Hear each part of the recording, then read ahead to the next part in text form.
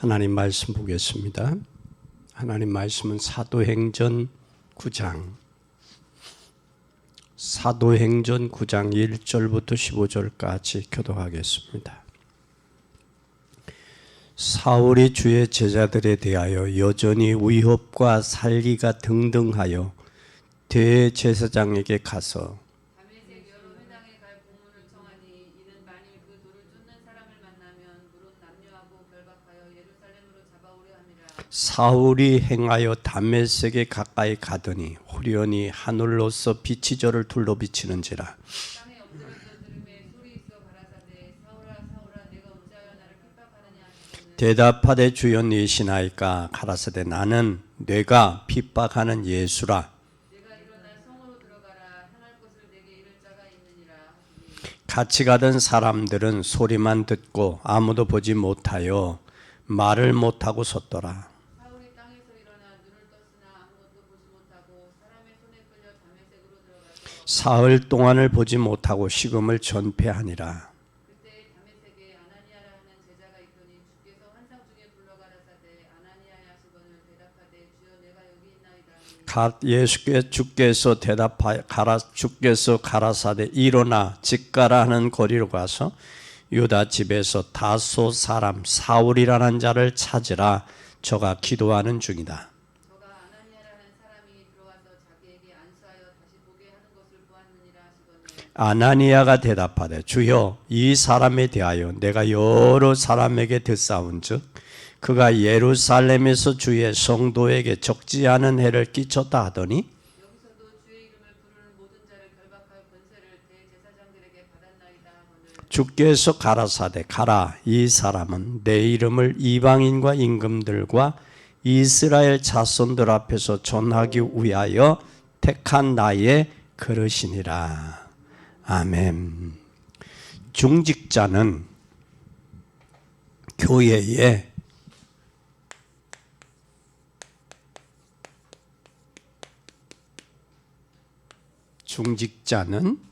교회에 교회의 부흥의 모델입니다.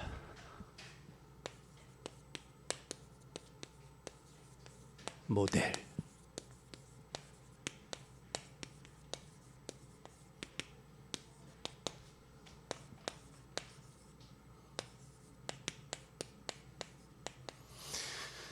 중직자는 교회 부흥의 모델입니다. 여러분 우리가 몇 주 지나면 고난주간이 와요. 그리고 부활의 영광도 볼 수 있는 축복의 시간들도 옵니다. 고난이 없이는 부활의 영광이 없지요. 근데 우리는 고난을 생각들 안 하고 부활의 영광만 생각을 해요. 반드시 고난 뒤에는 부활의 영광이 뒤따른다라는 사실이에요. 우리는 창세기 3장에 묶여있는 사람은 무슨 사람이다? 옛사람이라고 그래요. 옛사람. 옛사람이 하나님을 모르고 태어나니 사람이 그때다 옛사람이라고 그러는데 옛사람은 결국 창세기 3장에 묶여있는 사람이에요. 그래서 옛사람에게 하나님이 뭘 주었느냐, 발견하게 했느냐, 복음을 발견했어요. 복음을. 그래서 복음 안에 복음을 받고 복음 속에서 옛사람이 무슨 사람이 돼요? 새 사람이 돼요. 아멘. 새 사람이 돼요. 이 새 사람은 어떤 사람이냐? 하나님의 형상을 받은 사람이 하나님 형상을이었어요. 하나님의 형상을 받았을 뿐만 아니라 이 사람은 하나님의 자녀예요. 자녀는 반드시 하나님께서 뭘 주게 돼 있느냐? 복을 주시게 돼 있어요. 그 복이 하늘의 복과 땅의 복이에요. 그 하늘의 복은 하늘에 속한 신령한 복들이에요. 그건 사람이 인간적인 생각으로 해결할 수 없는 복이요. 그래서 이런 사람에게 하나님은 은혜를 주셔서 뭘 살게 했느냐? 우리의 삶을 살게 했어요. 그럼 우리의 삶은 무슨 삶이 돼야 돼요? 은혜의 삶이 돼. 이게 되어지는 거예요. 되어지는 거예요. 삶은 되어지는 거예요. 그러면 우리는 반드시 뭐가 되어지느냐? 이런 사람 오직 예수. 아멘. 오직 예수 되어지고 오직 예수 되어진 사람에게는 하나님이 뭘 주시느냐? 하늘에 속한 우리의 신령한 축복을 주신다. 축복을 주실 뿐만 아니라 이 축복을 통해서 우리는 뭐가 되어지느냐? 살리는 자가 돼야 돼. 살리는 자. 죽이는 자가 아니라 살리는 자예요. 살리는 자는 뭘로 되어지느냐? 영을 살리는 거예요. 육을 살리는 게 아니라. 영을 살리는데 이 영을 살리려면 뭐에 인도받아야 되겠느냐? 성령 인도받아야 돼요.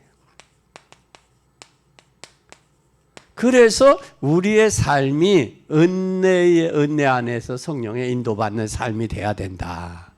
이게 구원받은 자예요. 이 구원받은 자의 축복이요. 그래서 너무 많이 사람들이 이걸 모르니까 세상 것하고 바꿔가는 거예요. 이 영적인 실체를 알면 세상 것하고 안 바꾸죠. 바꾸겠어요? 이 창세기 3장에 옛사람이 묶여있단 말이에요. 그렇죠? 그 예수 그리스도의 복음을 통해서 보라 이전 것은 지나갔으니 누구든지 그리스도 안에 있으면 새로운 피조물이면 새 사람이 됐단 말이에요. 이 새 사람은 하나님의 형상대로 지음받은 하나님의 자녀란 말이에요. 근데 그 자녀에게 하나님이 뭐 주시게 돼 있다? 복을 주시게 돼 있는 거예요. 그래서 에베소 1장 3절에 보면 하늘에 속한 신령한 복을 주시기 위해 널 불렀다 그랬어요. 그럼 우리는 뭐 받은 사람들이요? 복 받은 사람들이지. 그렇죠? 그런데 잘 보세요. 예수 그리스도의 이름으로 축복을 하지 우리가. 축복을 하면 복은 누가 줘요? 하나님이 주는 거예요. 축복을 빌 때 하나님이 복을 주는 거예요. 주의 종을 통해서 축복을 빌면 그 복은 누구가 주느냐? 하나님이 주는 거예요. 주의 종이 주는 게 아니에요. 근데 사람들은 주의 종이 주는 줄 안단 말이에요. 주의 종은 예수 그리스도의 이름으로 뭘 비는 거예요? 축복을 비는 거예요. 그러면 복은 하나님이 주신다. 아멘. 그럼 우리는 두 번째, 우리는 옛사람은 어떤 사람이야? 옛사람은 우리 어떤 사람이야? 저주의 삶이요. 그렇죠? 삶 자체가 저주요. 그래서 저주받은 인생은 뭘 해요? 몸부림치지. 몸부림치다 어디로 빠져? 몸부림치다 어디로 가요? 우상 섬기고 재앙 당하는 거, 재앙 만나는 거. 우상 만나고 재앙을 만나서 이제 뭐가 죽느냐? 이제는 재앙은 우리는 반드시 살리는 게 아니라 뭐 하는 게요? 죽이는 것이. 죽이는. 영이 죽어요, 육이 죽어요? 육이 영이 죽는 거예요. 그래서 육신은 누구에게 내어졌어요? 육신은 영은 죽고 육신은 누구에게 내어졌어요? 사단에게 내어준 바 된 거예요. 잘 보세요. 사실 하나님이 없는 자의 삶 자체가 뭐예요? 에? 삶 자체가 저주요. 이게 삶 사는 게. 삶 자체가. 그래서 해적을 탄 사람, 해적선을 탄 사람은 해적이 되는 거예요. 삶 자체가 저주예요. 그래서 우리는 복음 안에 있느냐, 복음 안에 있느냐, 복음 밖에 있냐, 하나님의 축복 속에 들어왔냐, 저주 속에 들어가느냐, 이것은 엄청난 거예요. 이걸 모르니까 사람들이 방황하고 있는 거예요. 이걸 모르니까. 그래서 예수님을 믿는 사람들은 삶이 되어지는 축복 속으로 들어가야 돼요. 되어지는 축복이 바로 뭐예요? 기도 생활, 예배 생활이요. 그게 기도 생활과 예배 생활이 되어지면 오직 예수라서 되어지는 거예요. 오직 예수가. 그래서 예수를 믿고 다른 것이 있든가 다른 것이 필요하다 그렇잖아요. 오직 예수가 되어지는 거예요. 오직 예수가 되어지면 오직 예수 그리스도를 깨닫게 되는 거예요. 잘 보세요. 이 세 번째, 오직 예수가 되어지면 이게 또 그 다음에 뭐예요? 이걸 예수 그리스도를 뭐하네? 깨닫게 되는 거예요. 깨닫게. 예수 그리스도를 깨달은 사람은 예수 그리스도 안에 모든 것이 다 있다. 이걸 발견한 사람. 그래서 그 사람에게는 재앙이 아니고 축복이에요. 그래서 하나님을 믿으면서 느끼는 것은 로마서 8장 28절에 보면 모든 것이 합력하여 선을 이룬다 그랬어요.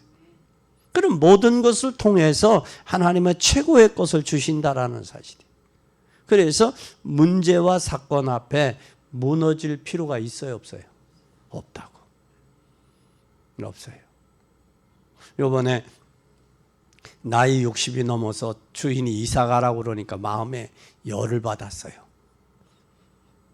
열을 받았는데 충격을 받았는데 그 충격을 통해서 뭐를 살 수 있는 기회가 됐느냐? 집을 살 수 있는 기회가 된 거예요. 그럼 그건 주인이 이사 가라 그것은 축복이요, 고난이요? 축복이라고. 그렇게 안 하면 집 살 생각을 안 하지. 그렇죠?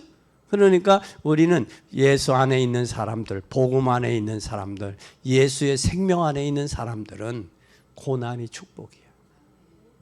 고난이. 근데 그걸 문제로 본단 말이야. 그 사람들은 여기 예수, 옛사람들, 복음 밖에 있는 사람들, 그러니까 운명과 저주 속에 있는 사람들은 그게 바로 뭐냐? 이게 은혜의 삶이 안 되니까 성령 인도를 모르는 거예요. 성령의 인도를 모르니까 뭐가 안 되는 거예요? 삶 자체가 안 되는 거예요, 삶이. 그래서 삶이 무너지는 거예요. 오늘 우리는 이 사실을 깨닫고 은혜 속에 있는 여러분 되기를 바랍니다. 우리 옛사람은 죽었어요, 이미. 옛사람은 죽었어요. 이제는 사는 것은 갈라디아 2장 20절에 뭐 하는 거냐? 예수 그리스도를 믿는 믿음으로 사는 거예요. 이제 내가 사는 것은 예수 그리스도를 믿는 믿음이에요. 그래서 요즘 보면 예수 믿는 사람들의 정체성이 없어요. 정체성. 그게 희미해.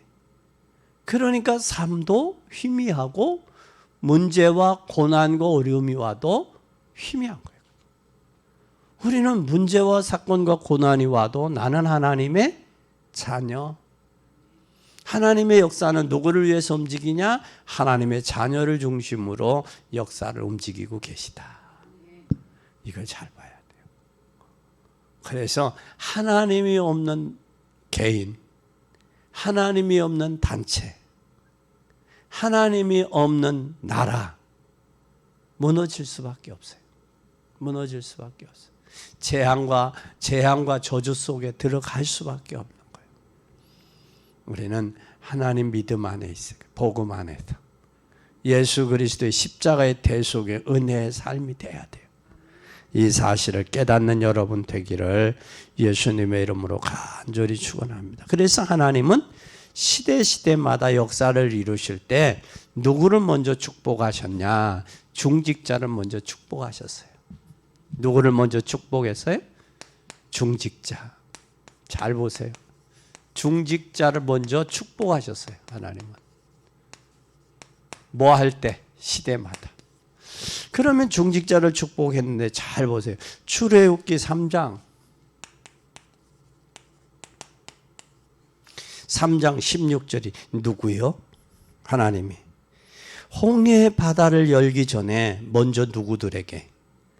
장로들을 통해서 여론을 조성하고 메시지를 줬어요.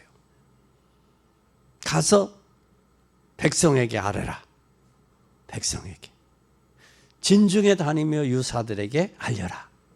그럼 먼저 하나님은 누구에게 메시지를 줬어요? 장로들에게 참 메시지를 줬어요. 그것뿐만 아니라 또한 여호수아 3장 1절에서 3절에 보면 누구에게 먼저 줬어요?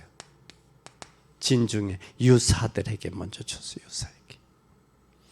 또 민수기 14장 1절에서 10절에 보면 하나님이 누구에게? 정탐꾼 줬어요. 정탐꾼에게도 두 종류가 있었죠. 여호수아와 갈렙은 저든 우리의 밥이다. 그리고 10명의 정탐꾼들은 우리는 갈 수 없다. 두 머리가 나왔어요. 근데 10명과 2명의 차이가 뭐예요? 뭘로 봤어요? 믿음으로 봤냐? 믿음으로 보지 아니고 현실을 봤냐? 이게 참 중요한 거예요. 우리는 뭘로 봐야 돼요? 믿음으로. 그래서 이게 민수기 14장의 정탐꾼들 잘 보세요. 정탐꾼. 그리고 네 번째 누가복음 10장 1절에서 20절에 70문도에게 잘 먼저 사도들을 부르시면서 중직자 70문도를 보내시고 두 명씩 현장에 가서 뭘 전가했어요? 복음을 전하게 했어요. 그때 귀신들이 물러가고 병자들이 낫고 하나님의 역사가 나타났어요. 그때 예수님에게 와서 예수님, 주님의 이름 우리가 나가니까 귀신도 물러갔어요. 병자도 나섰어요. 자랑을 하는 들떠엎해서. 그때 주님 뭐라 그래요? 얘들아, 내가 그것을 기뻐하지 말. 그건 당연한 거다. 내 이름이 하늘나라 생명책에 기록된 것을 기뻐해라. 아멘. 아멘. 우리 복음의 사람들은 반드시 하나님께서 생명책에 기록됐다 그랬어요. 또 뿐만 아니라 다섯 번째, 사도행전 1장 12절에서 14절에 보면 초대교회예요. 시작할 때 120명 중에서 시대 살릴 중직자들도 인해서 시작이 됐어요. 잘 보세요. 중직자들 인해서. 그러니까 중직자들 인해서 이들이 바로 뭐였냐? 초대교회의 시작이에요. 시작. 여섯 번째, 잘 보세요. 여섯 번째, 사도행전 6장 1절에서 7절. 1절에서 7절에 보아도 누구를 하나님께 세우세요? 7 집사님을 세우세요. 집사님들을. 왜? 집사님들을 왜 임직했어요? 믿음과 지혜와 성령이 충만한 집사들을 왜 임직했어요? 그들로 인해서 하나님의 일을 하게 하도록. 그리고 사도들은 기도하는 것과 말씀 전하는 것을 전무하도록. 근데 교회가 이걸 못하니까 서로 헬라파, 히브리파 싸우는 거예요. 서로 구제하는 것 때문에. 그것 때문에 싸우는 거예요. 그리고 사도행전 9장 1절에서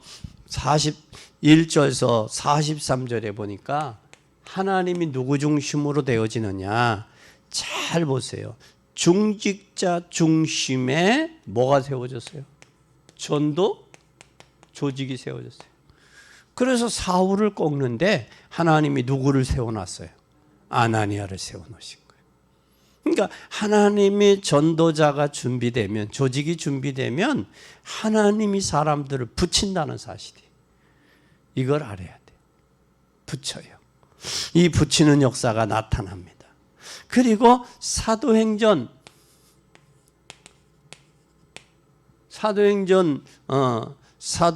11장 19절에 환난을 통과한 사람들, 이 사람들이 환난을 이긴 누가 나와요? 환난을 이긴 사람들이 다니면서 뭘 했어요? 안디옥 교회를 세웠잖아요. 환난과 핍박을 통과한 사람. 그 사도행전 8장에 보면 스데반의 일로 흩어진 사람들이 다니면서 복음 전했단 말이에요.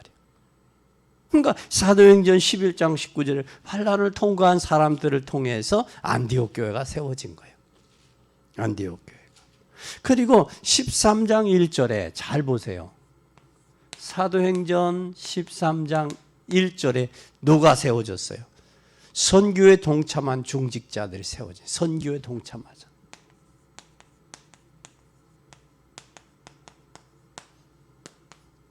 열 번째, 무슨 일을? 로마서 16장에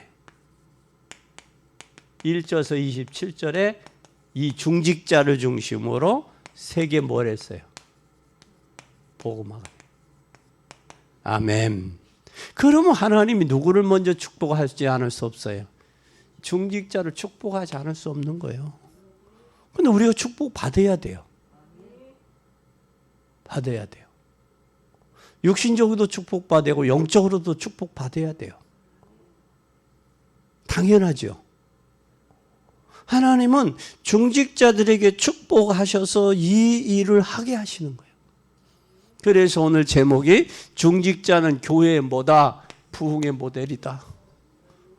이 중직자들이 이 모델적인 축복을 받지 못하면 모델의 역할을 못하는 거예요. 그래서 이렇게 그전에는 처음에 목회할 때는 이렇게 성도들도 보면 가난했어요. 집들이 없었어. 근데 보니까 이제 한 사람 한 사람 집이 다 아니. 근데 한 가정만 제하고는 다 집이 있어. 그거 보니까 하나님이 많이 축복하셨구나. 한들 어렵고 힘들었지만 그래도 하나님이 혁신적으로 경제적으로 하나님 축복하셨구나. 그게 보이는 거예요. 그러면 우리는 뭐가 나와야 돼? 감사가 나와야지, 그렇죠? 하나님이 하셨구나. 하나님이 하셨네. 그 염려할 게 없어. 단지 뭐 하면 돼? 기도하면 돼. 그래서 그 고난을 통해서 그 어려움을 통해서 하나님의 계획을 이루어 가신다라는 이 사실을 깨닫는 귀한 여러분이 되기를 예수님의 이름으로 간절히 축원합니다. 그러면 루터나 종교개혁 뒤에도 하나님이 누구들이 동참했느냐? 여기에 성주들. 중세시대에도 하나님이 누구를? 이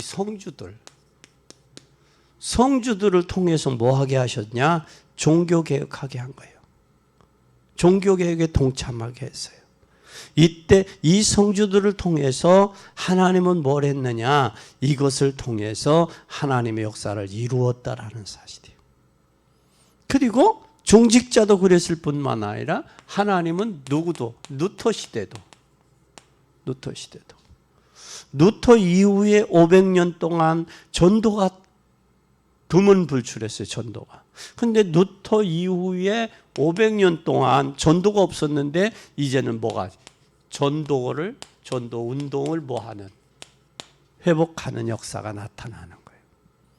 그래서 이제는 뭘 해야 되느냐? 전도 운동이 일어나야 돼요. 그래서 새로운 전도 운동이 일어나야 돼요. 오늘 군대 가서 말씀을 증거했는데 그런 말을 해요. 목사님 예배 시간이 기다려집니다.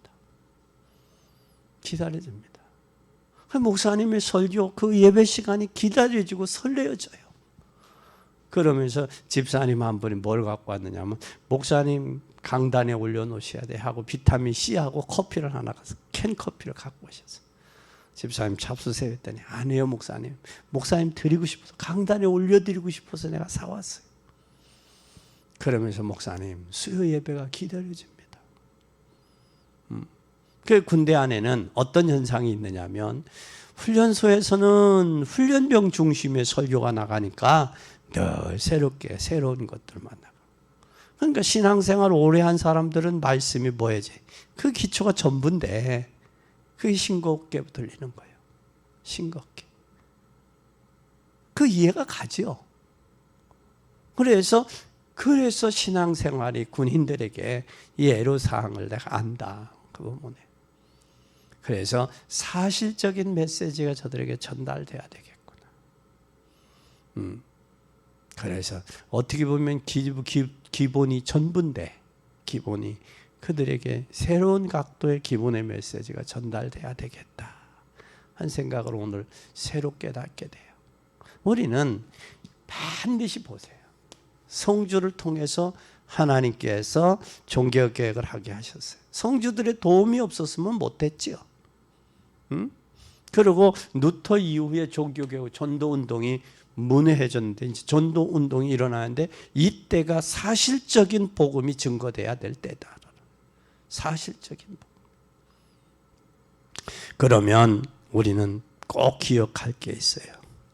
먼저 하나님의 축복하신 언약을 굳게 잡고 항상 모든 시간 속에 뭘 잡아야 되느냐? 반드시 언약을 굳게 잡으면 된다. 언약을 뭐하라? 굳게 잡자. 언약 중심의 신앙생활이 안 되면 안 돼. 그래서 언약은 항상 모든 시간 속에서 언약을 반드시 굳게 잡아야 돼요. 그러면 뭐가 오느냐? 중직자가 먼저 하나님께서 축복하신 언약을 굳게 확실히 잡아야 돼요. 이게 전부라고 생각해요. 고난이, 어려움이, 시험이 오느냐 그게 중요한 게 아니라 내가 언약을 굳게 잡고 그 속에서 언약 아래서 시험이 오냐 고난이 오냐 어려움이 오냐 그게 중요한 거예요. 요셉을 보면 하나님이 요셉과 뭐에 함께하며 형통한 자가 되었다고 그랬어요. 형통한 자가 되어지니까 요셉 때문에 보디발의 집에 축복하신다고. 우리 중직자 때문에 여러분의 가정이, 여러분의 생업이, 여러분을 만나는 자들마다 사는 거예요. 그러면 내가 뭐가 해야 되느냐? 언약을 굳게 잡아야 돼. 내가 언약 안에 있느냐? 언약 밖에 있느냐? 나는 언약 안에서 언약의 모델이 돼야 된다. 언약적 모델이 돼야 된다. 그러면 잘 보세요. 이사야 60장 1절에서 22절. 작은 자가 천을 이루고 약한 자가 강국을 이룬다. 하나님이 누구에게? 이사야에게 말씀하신 거예요. 이사야에게. 그리고 하나님께서 사도행전 1장 12절에서 14절에 누구에게? 요엘 선지자에게 하신 말씀이 성취된 거예요. 그러면 중직자들은 예언의 성취를 통해서 하시겠다는 그 말씀을 믿으면 되는 거예요. 하나님은 선지자를 통해서 하신 말씀이 성령을 통해서 성령이 역사하는 그 현장에 그 장소에 역사하신다. 꿈을 꾸고 환상을 보고 예언을 하고 미래를 보는 비전의 역사가 나타나요. 성령이 아니고는 우리가 비전이 볼 수가 없죠. 비전은 볼 수 없어요. 그러면 이때 무슨 저기가 나타났느냐? 여러분 잘 아는 사본을 본문입니다. 1절에서 43절에 보면 하나님이 모든 현장에 등불로 사용할 모델을 줬는데 그 모델이 중직자예요. 누구요? 아나니아예요. 아나니아가 성령의 음성, 하나님이 자기에게 역사하는 것을 믿은 거예요. 그걸 못 믿었으면 사울에게 가서 다섯 사람 사울에게 가서 이 복음 전할 수 있겠냐고요. 할 수 없죠. 그런데 하나님이 뭐라고 그래요? 이는 내가 뭐 했다? 택한 나의 뭐다? 그릇이다. 누구를 위해 택했대요? 누구를 위해 택했대요? 예수 그리스도 나의 택한 그릇이다. 택해서 누구에게 복음을 전하기 위해서 이방과 내 이름을 이방인과 임금과 이스라엘 자손들 앞에 전하기 위하여 택한 나의 그릇이다. 근데 너 선입견 가지지 마라. 내가 꺾었다. 내가 꺾어서 내가 세운다. 그런데 나의 복음을 이방인과 임금들과 이스라엘에게 증거하기 위해서 내가 꺾었다. 그 사실이에요. 우리는 하나님이 내가 하나님의 방향을 잡으면 하나님이 나를 축복하사 이방인들 하나님 모르는 사람들, 이스라엘 종교인들에게 그리고 권력이 있는 권위에 있는 위치에 있는 임금들을 위해서 권위자들에게 예수가 그리스도라고 증거해야 된다. 그래서 베드로는 예수에 대해서 전했지만 이 바울이 된 후에 이는 뭐래? 예수가 그리스도라는 당위성을 어디에서? 안디옥 교회가 전하는 거예요. 그리고 그리스도의 당위성을 전하는 거예요. 해 받으신 후에 죽으셨다가 3일 만에 부활했다. 너희들이 그분을 모르고 십자가에 못 박았지 않냐? 이제라도 늦지 않았다. 회개해라. 그게 그래서 여기에 뭐가 변했어요? 참 여기에 17절 보니까 아나니아가 떠나 그 집에 들어가 그에게 안수하여 가로되 형제 사울이여 곧 내게 오는 길에 나타나신 예수께서 나를 보내어 너로 다시 보게 하시고 성령으로 충만하게 하신다 하니 즉시 사울의 눈에서 비늘 같은 것이 벗겨져 다시 보게 되는지라 일어나 세례를 받고 아멘. 음식을 먹고 강건하여지는지라 그랬어요. 여기에 뭐가 벗겨졌어요? 비늘이 벗겨지니까 보게 되는 거예요. 빛을 봤는데 소경이 됐어요. 자기를 인도할 자를 찾는 거예요. 인도할 자가 없는 거예요. 지금 여러분 눈들이 이 소경과 같은 세상이 됐어요. 저들이 그 눈에 세상을 세속적으로 보는 눈에 뭐가 벗겨져야 돼요? 비늘이 벗겨져 안목이. 그래야 올바로 볼 수 있어. 복음의 눈으로 비늘이 벗겨지고 나니까 뭐가 일어났어요? 22절에 봐요. 사울은 힘으로도 예수를 그리스도라고 증명하여 다메섹에 사는 유대인들을 뭐 했어요? 굴복시켰어요. 뭐가 일어난 거예요? 입술의 변화가 일어난 거예요. 입술의 변화가. 잘 보세요. 눈이 바뀌죠. 눈이 안목이 바뀌었죠. 그러니까 뭐가 바뀌어요? 입술이 바뀌죠. 입술이 바뀌면 뭐가 일어나겠어요? 뭐가 일어나겠어요? 생활의 변화가 일어나죠. 생활에. 빌립보서 3장 1절에서 21절에 보면 예수 그리스도만 알기로 작정했다. 그의 부르심의 상을 위해 쫓아간다. 그러잖아요, 바울은. 빌립보서 4장 10절에 내가 능력 주시는 자네 능치 못한 일이 없다 그랬잖아요. 그럼 뭐가 변해요? 삶이 변하는 거, 생활이 변하는 거. 안목이 바뀌면 입술이 바뀌어요. 복음의 눈으로 보면 입에 나와요. 민수기 14장에 있었던 이 사람들도 뭐가 바뀌어요? 안목이 바뀌잖아요. 바뀌니까 뭐가 나? 입술의 변화가 고백이 나오잖아요. 그들은 우리의 뭐다? 밥이다. 그렇죠? 나오는 거예요. 안목이 바뀐 거 보는 안목이 바뀌니까 입술이 바뀌는 거예요. 입술에 말의 변화가 오면 뭐가 변화가 오느냐? 삶의 변화가 오는 거예요. 아멘. 그 변화까지 와줘야 돼요. 그러면 잘 보세요. 삶이 바뀌면 행동이 바뀐다라는 거예요. 그렇죠? 바뀌었다라는 얘기죠. 다메섹에서 만난 그리스도. 그를 통해 바뀌잖아요. 우리도 중직자로서 삶 속에 하나님의 역사를 보면 되는 거예요. 보면. 그러면 모든 현장 속에 뭐가 되느냐? 현장 속에 등불로 사용되는 모델이 되는 거예요. 복음의 순간. 이때 뭐가 오느냐? 네 번째 나와요. 로마서 16장 1절에서 27절에 뭐가 세계 살리기 위해 앞으로 남은 시대에 중직자에게 하나님의 축복의 모델로 예비하셨다. 축복의 모델로 예비했다. 그래서 우리는 이면 계약을 가진 자예요. 복음을 위해서. 그렇죠? 식주인, 보호자, 동역자, 친척, 형제, 사랑하는 자. 할렐루야. 이면 계약을 가진 사람들.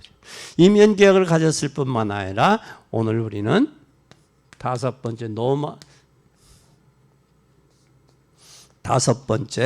우리는 사도행전 6장 1절에서 7절 또 뿐만 아니라 사도행전 11장 19절 일곱 집사님 여기에 교회 복음의 모델로 사세요. 부흥의 모델로.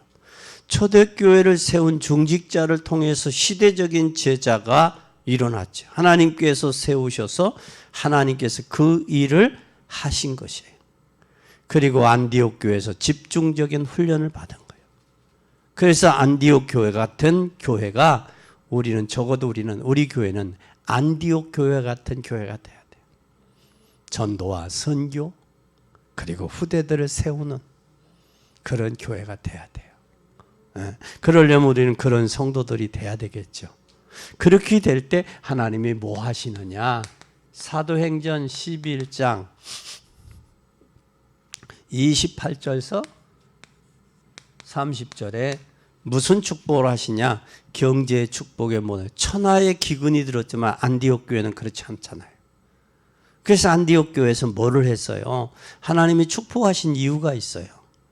안디옥 교회를 축복하신 이유가 바로 뭐냐? 여기에 최고의 일꾼들이 있었다는 거예요. 안디옥 교회. 그래서 그 일꾼들로 하여금 세계 선교로 보내는 거예요. 그러면 안디옥 교회가 중심으로 해서 전도와 선교하는 교회였다라는 거예요. 그러면 하나님이 이들을 통해서 축복하시겠어요? 안 하시겠어요? 축복하실 수밖에 없죠. 그래서 앞으로 교회나 우리 중직자들이 뭐에 관심 가져야 되느냐? 전도와 선교예요. 그걸 위해 기도하는 거예요. 그래서 보내든지 가든지 보내든지 해야 되는데 가는 사람은 선교사, 보내는 사람은 동역자예요. 그걸 동역자. 전도와 선교의 동역자. 그게 되는 거예요. 그래서 요한복음 17장에 보면 살리는 것은 영이요, 육은 무익한 거예요. 얼마 전에 우리 삼성전자 이건희 회장님이 소천하셨어요. 그분이 1년에 연봉이 얼마냐? 150억이라고 그래요. 연봉이 1년에. 그럼 150억이면 1년마다 교회를 150억이면 교회 몇 개 세우잖아요. 그런데 그분이 평생을 살고 이 상속세를 낸 게 얼마다고 그래요? 그 가족들이 12조. 12조. 그러니까 여러분 한 분이 일생을 살면서, 그렇잖아요? 그를 통해서 얼마나 엄청난 일들을 할 수 있겠냐고. 그 삼성이 세계적인 굴지의 회사가 됐잖아요. 네? 굴지의 회사가 된 거예요. 그리고 그들이 움직이는 모습들을 잘 보세요. 어디를 향해서 움직여가고. 지금은 4차 경제산업시대. 어디 쪽으로 그들이 흘러가고 파고 들어가는지 잘 보라고. 한 분이 일생 동안 살다가 1년의 연봉이 150억. 평생을 이 땅에 오셔서 쓰고 잡숫고 살고 가고서 남은 세금이 12조. 엄청나죠? 그런데 하나님은 우리는 그분보다 우리가 뭐 해야 되겠어요? 복음을 위해서 쓴 사람, 더 많은 축복을 받아야 되지 않겠어요? 네? 그렇잖아요? 우리 이쪽에 눈이 열려야 돼요. 그래서 하나님은 흑암 경제가 빛의 경제로, 숨은 경제를 복음, 전도와 선교를 향한 경제로 살아나야 돼. 이제 살려야 돼요. 그것이 누구에게 달렸느냐? 중직자인 여러분에게 달렸어요. 달렸어요. 오늘 이 사실들을 꼭 기억하고 믿는 여러분 되기를 바랍니다. 그러면서 하나님은 뭐라고 하셨느냐? 7번째, 이사야 62장. 이사야 62장 6절서 12절. 베드로전서 2장 9절. 세계를 살리는 뭘로? 하나님 빛의 파수꾼으로. 아멘. 빛의 파수꾼으로 하나님 저와 여러분 부르셨다. 이 사실을 기억하는 여러분 되기를 바랍니다. 초대교회 역사하셔서 중직자를 통해서 역사하셨던 것처럼 우리 이 시대 중직자 여러분이 이 언약을 붙들고 초대교회 역사한 것처럼 동일하게 역사가 이루어져야 돼요. 그것이 언약을 이루는 방법이에요. 그래서 우리는 조급할 이유가 없다. 두 번째, 우리는 언약을 이루는 방법과 반드시 언약을 이루는 방법이 있어요. 방법과 뭐가 있냐? 시간표가 있다. 아멘. 방법과 시간표가 바로 뭐냐? 우리는 잘 보세요. 사도행전 1장 1절에 예수 그리스도를 뭘 해야 된다? 체험해야 돼요. 이루기 위해서는 예수 그리스도를 체험해야 돼. 한 번만이라도 지속적으로 체험해야 돼. 복음을 들을 때 성령을 통해서 깨달아지고 체험돼야 돼요. 그러면 하나님께서 내게 주신 모든 것들이 정말 그리스도가 체험되면 끝나는 거예요. 모든 것이. 끝나는 거예요. 그렇게 되면 뭐가 기준이냐? 이게 돼요. 기준은. 사도행전 1장 3절 하나님의 나라가 기준이에요. 하나님의 나라가 기준이 되는, 기준이 되어야 기도가 되어져요. 아담은 창세기 3장 15절에 여인의 후손으로 언약을 잡았어요. 그러니까 시간표가 되니까 역사가 나타나잖아요. 그러면 이제 나를 극복해야, 나의 한계를 극복해야 돼요. 그게 바로 나의 한계를 극복할 수 있는 게 뭐냐? 이게 자신의 한계를 극복해야 된다. 이게 성령 충만이에요. 환경과 현실과 나를 극복하지 않으면 뭐가 안 된다? 부흥의 모델이 될 수 없어요. 모델은 되기는커녕 뭐래? 복음을 가로막는단 말이에요. 그래서 내가 이것을 통해서 나 자신을 성령으로 극복하고 하나님의 나라가 기준이 돼야 되고 예수 그리스도를 체험해야 된다. 이게 방법이요. 이게 시간표다. 아멘. 그러면 이제는 잘 보세요. 이제는 뭐가 돼야 되느냐? 지역을 살리고 교회 부흥의 응답이 와야 돼요. 뭐가 살리고? 뭘 살리고? 교회를 살리고 지역을 살리는 부흥의 운동이 일어나야 돼요. 부흥이. 그러면 잘 보세요. 그게 어떻게 됐느냐? 사도행전 9장 1절에서 15절을 통해서 무슨 일이 일어났어요? 중직자 아나니아가 누린 현장이에요. 하나님께서 알고 계셨기에 미래에 세계복음화를 이룬 거예요. 그러기 위해 뒤집은 거예요. 사울을 바울로 알고. 그러면 나의 택한 그릇이다. 이스라엘과 임금들에게 나를 증거하기 위해서 내가 택했다 그러잖아요. 그럼 하나님께서 저와 여러분을 택하고 부르신 것은 이 시대 이스라엘과 임금들과, 그죠? 그들에게 하나님의 복음을 증거하기 위한 교회 중직자로 불렀다는 거야. 그러면 내가 축복받아야 될 이유가 여기 있단 말이에요. 그렇게 할 때 뭐가 되어지느냐? 잘 보세요. 이게 돼요. 사도행전 13장 1절에 선교가 되어져요. 이게 아나니아와 같은 중직자가 현장을 살리지 못하면, 지역 살리지 못하면 선교는 어려워요. 선교는. 이걸 우리는 볼 줄 알아야 돼요. 이게 되어지면 선교에 동참하게 되고, 선교에 동참하게 되면 이게 되는 거예요. 잘 보세요. 사도행전 16장 15절. 누구? 아나니아. 사도행전 17장 6절. 누구? 야손. 사도행전 18장 3절에서 4절. 누구? 브리스길 라굴라. 이런 응답과 축복과 부흥의 모델이 되는 거예요. 이게 하나님과 방향이 맞춰가는 거예요.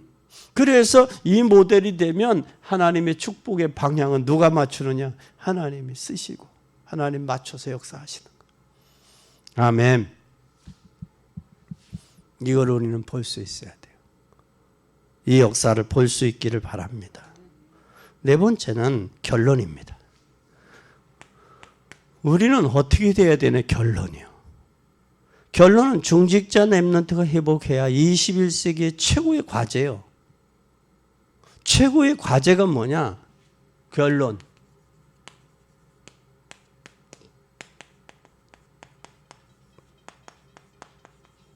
숙제가 뭐냐?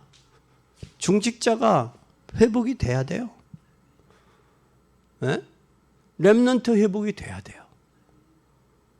여러분이 이것으로 회복되지 않으면 안 돼. 에? 이 언약이 여러분을 통해 성취돼야 돼. 이게 여러분 축복의 모델로 세웠어, 이렇게 많이. 그럼 이거 회복이 돼야 된다고. 이게 우리의 마지막 21세기의 미션이야. 숙제야. 이게 회복이 돼야 지역을 살리고 시대를 살리는 거예요. 그리고 교회를 살릴 수 있는 거예요. 네, 오늘 저 성안 쪽으로 이렇게 갔다가 왔어요. 오는데 이거 아파트들이 너무 많이 들어서더라고. 이쪽에 두정동 쪽도, 두정동 그 저쪽에 경찰서 뒤쪽에, 서북경찰서 뒤쪽에도 아파트가 만세대 들어온다는 거예요. 만세대 들어오는데 지금 땅이 평당 얼마씩 하냐? 150만 원씩. 그런데 이쪽에 지금 어느 쪽에 있느냐면 저쪽에 우리 직산 전철역 있죠. 직산 전철역 위쪽으로 이쪽에 구성동 구성 이쪽에 뭐가 또 전철역이 생기는 거예요. 생겨서 그쪽에 도시가 형성이 되는 거예요. 이렇게. 그래서 지역은 발달되는데 큰일 났다. 집에 그냥 있으면 흘러가고 이 발전하는 게 안 보이지 눈에. 그게 보여져요. 그게. 그런데 지금 저쪽에 선거 쪽에 뭐가 나왔느냐면 땅이 850평인데 1억 8천만 원에 나왔어요. 1억 8천 경매로. 이제는 우리가 기도해야 되지 않겠냐. 여기까지. 막연하고 추상적인 기도가 아니라 이제는 사실적이고 구체적인 기도해야 되겠다.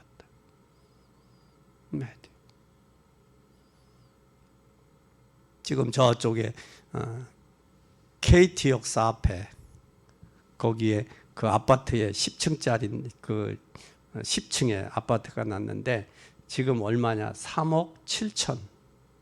3억 7천. 그런데 전세가 얼마냐? 전세가 3억이요. 3억이요. 그거 보고 목사님 사실 수 있으면 사세요. 7천하고 세금만 좀 내면 됩니다. 그러면 그게 앞으로 머지않아 6억은 갑니다. 6억, 10억까지 갈 겁니다. 이게 좀 엄청난 거예요. 지금 흐르는 게. 돈에 대한 가치가 그만큼 저기 되는 거예요. 그래서 주변은 변화되고 환경은 현실된다. 그래서 우리는 이제는 진짜 중직자가 교회 부흥의 모델이 되어야 된다. 막연하고 추상적인 게 아니라 실질적인 역사가 일어나야 된다. 누디아 부부처럼 교회를 위해서 이방인을 사도를 바울을 위해서 이방인의 교회를 위해서 목숨까지도 내놓을 수 있는 그런 실제적인 역사가 나타나야 된다. 이제. 그래서 기도하고 도전하고 그런 복된 여러분이 되시기를 바랍니다. 이 만남이 빌립보 교회를 세워줬고 중직자 훈련받고 나가서 세계 복음화가 이루어졌습니다. 그래서 이제는 우리가 주님이 원하시는 이제 미래를 향해 도전하는 것이 저와 여러분이 이 시대를 향한 미션이다. 미션 잡고 승리하는 여러분이 되기를 바랍니다. 기도하겠습니다. 하나님 아버지 감사합니다. 중직자를 교회 부흥의 모델로 세우셨으니 이제 하나님 이 역사를 이루어 가게 하옵소서. 하나님은 시대마다 역사하실 때 하나님 중직자부터 축복하셨고 그 중직자를 통해서 하나님 노토의 종교개혁도 했고 노토 이후의 전도운동도 됐습니다. 하나님 반드시 하나님께서 축복하신 언약을 굳게 잡고 항상 모든 시간 속에 하나님의 언약이 성취되는 승리의 삶이 되도록 축복하옵소서.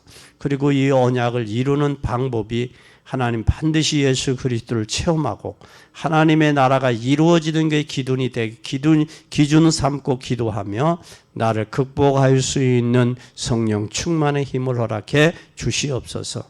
그래서 반드시 지역이 살고 교회가 부흥되는 응답이 있어지게 하셔서 중직자의 누림 현장과 그 현장을 통해서 선교 동참의 축복과 그 축복의 응답의 축복과 부흥의 모델의 역사가 나타난 줄 믿습니다. 이제는 21세기 이 시대에 하나님 중직자가 축복을 회복하고 렘넌트 회복해서 21세기의 과제에 이 축복을 회복하여 증거하는 증인의 삶이 되도록 축복하옵소서. 영광 받으실 주님을 찬양하며 예수 그리스도 이름으로 기도 올리옵나이다. 아멘.